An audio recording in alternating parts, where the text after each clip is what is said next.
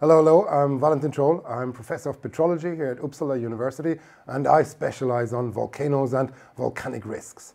Today I'd like to talk very briefly about Merapi volcano, which is a big volcano in the center of Java, and it killed over 1,500 people in the last 100 years. So this is Merapi volcano on a quiet day. A lot of people live there because the area is very fertile, and this is the peak of the volcano at 3,000 meters.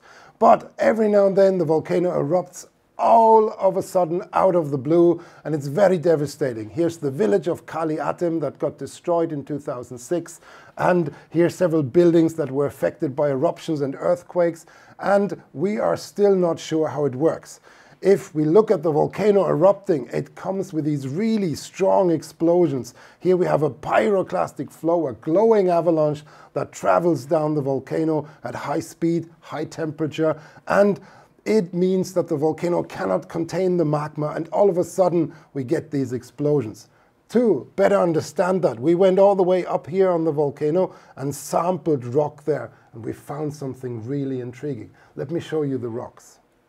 So here is rock material from the peak of Merapi volcano, and this is very solid rock. It's a gray andesite rock, as we call it, and it's very solid. It holds the volcano together. But when there's a lot of hot gases, acidic gases, we start to have rusty crusts around these rocks, and we're starting to make the rock more crumbly. And here we see another sample where the rusty outer edges are going into cracks and the rock becomes increasingly unstable.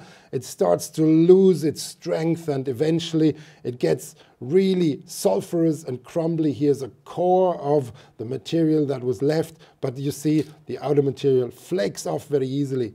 And eventually the rock decays to just an aggregate like this that crumbles in your hands, and that means the volcano has lost much of its strength and coherence. And if this happens, then the magma inside the volcano that is under pressure is no longer held together. It starts to explode out, and this is something that happens without warning. It's not new magma coming up, as in many other volcanoes. It is that the volcano itself is no longer able to contain the magma, and that is a very dangerous situation. Here we have a new project funded by the European Research Council to better understand this process and hopefully be able to forecast when a volcano will have these as yet unpredictable eruptions.